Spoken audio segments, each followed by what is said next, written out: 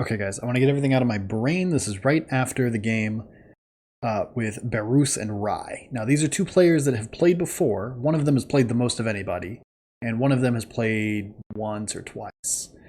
Rai is a returning character. He's a member of the Final Guard, which is kind of like this last defense for the nation. It's mostly like drafts and people taking the spot of other people in their family. It's a very sad position. It's a position that nobody wants, and the king demands a certain amount. So Rai is one of those guys. He's in the military, but his job is to die first. Die last first. First last. Anyway. Berus is a new character that got rolled up an hour before we played. I don't actually know that much about him. He's some kind of diviner, has a deck of tarot cards, and he said he has a staff that he burns incense in the end.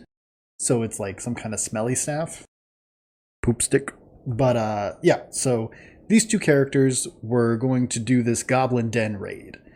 I want to start where the game starts, which is about a week before I ever play any game. And if we're in a regular recurring game, I will still do this.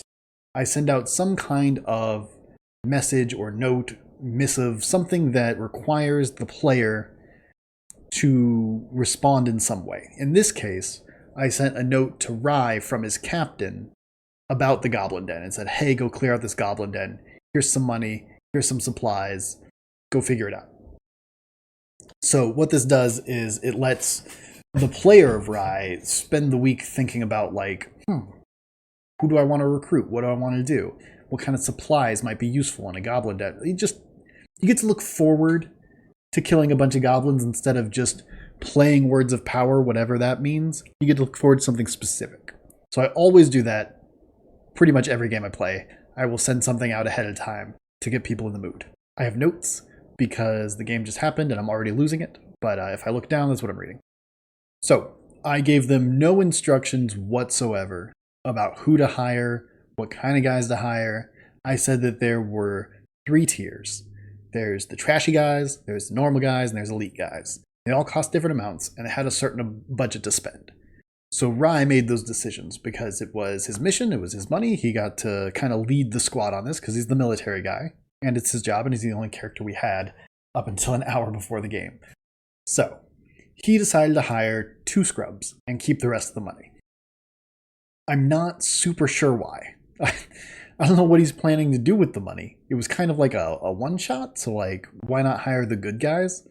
Anyway, I told him he could hire any kind of class he wants. Just tell me what skill sets he's looking for. So he said he was looking for like a tracker, like a stealthy scout kind of guy, so we got him a scout. He said he was looking for a frontline fighter, like some kind of armored guy, but he didn't pay the tax, so he got the shitty fighter.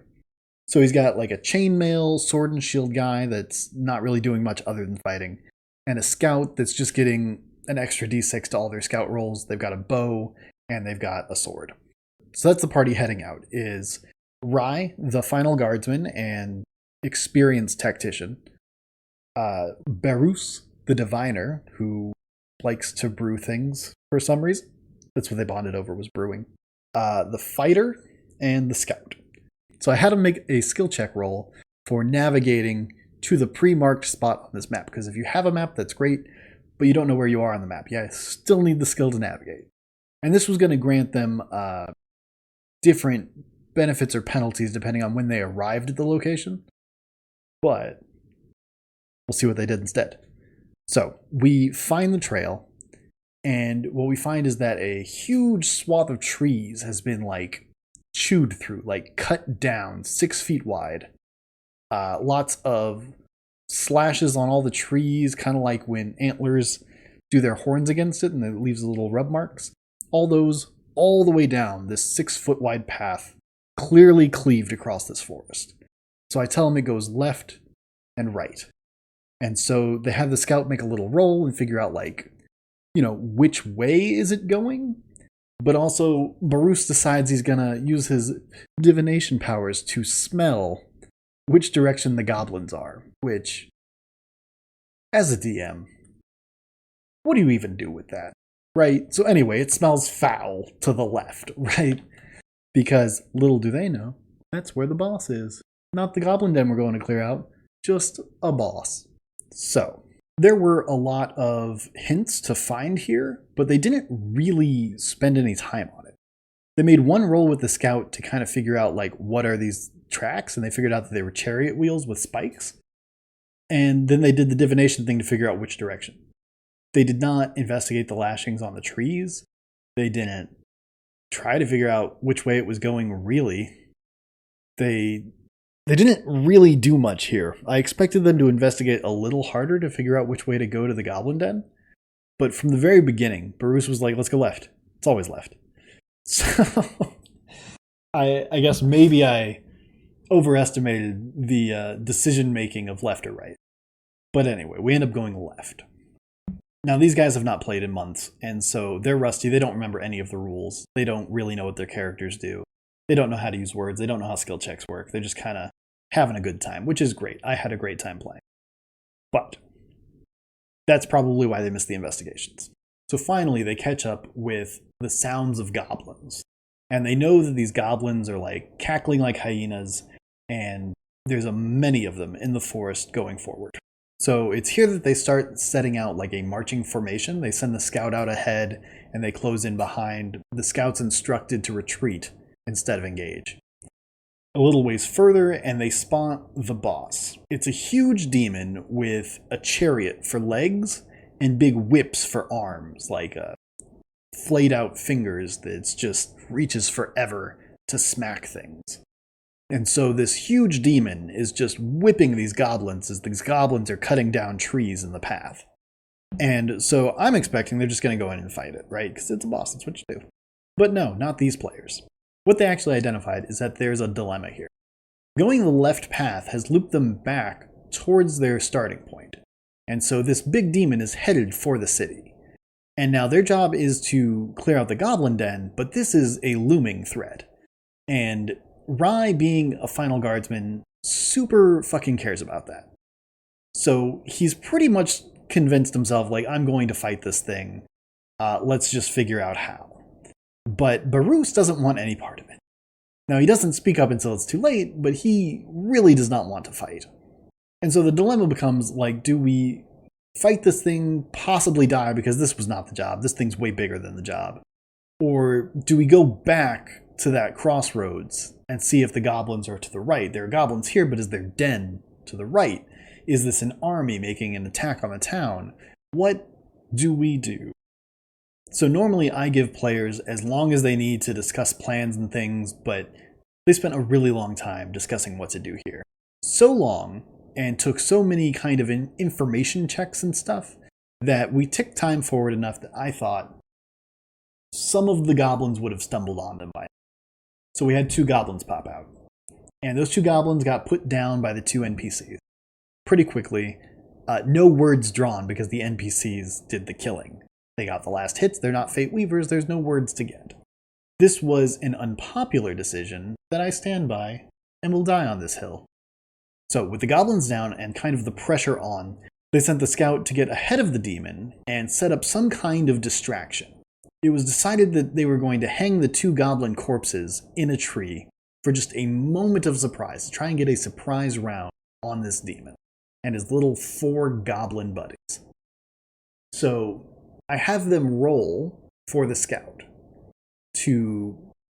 I did 2d6 because they're a scout and just your base die. And I rolled in secret whether or not they passed or failed.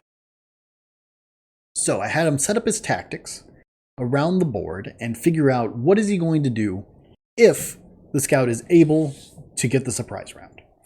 And he actually succeeded. So we got a surprise round, which is a full free round, and then you go first.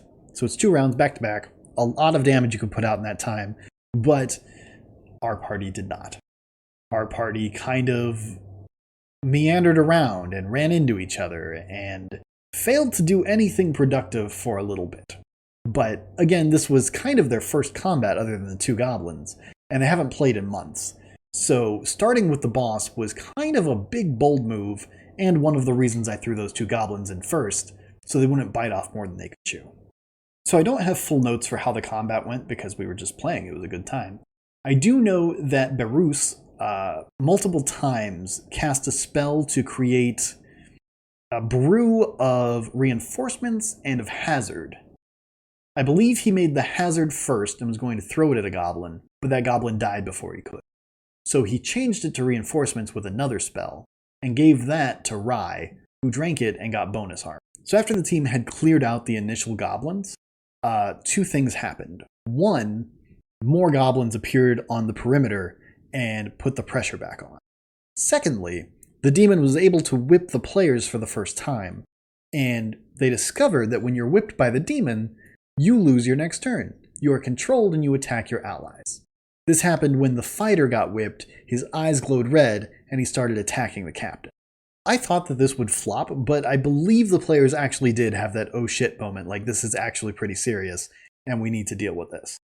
So it was several rounds of them trying to figure out how to move in without ranged weapons, because nobody brought a ranged weapon, and to effectively fight this thing that turns them back when they get in because they get slapped and then they gotta walk out.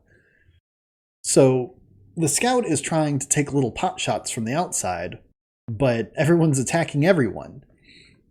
Rye is trying to keep the goblins from entering the circle at all, but that's not working that great. In the end, they did manage to come together, and it was actually the NPC fighter that cleaved the head off the demon. So now they're in this clearing. The goblins all around are no longer cackling. They've all gone silent in the forest. The demon's down, Barus has lost an arm, everyone's armor is quite damaged, and we're stopping for the night. So, both players said that they had a really good time. Haven't had that much fun in months, which, same for me, dog. But I'm really interested the next time we pick it up, how they're going to feel about missing an arm, all their armor is damaged, they still have a goblin den to go raid. They're going to have to take a rest somewhere and try to repair this armor.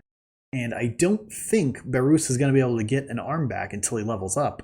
And then he's going to spend the whole level up on that.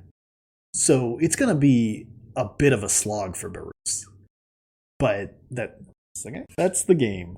Anyway, you could look at this and say that, we had one skill check in one battle.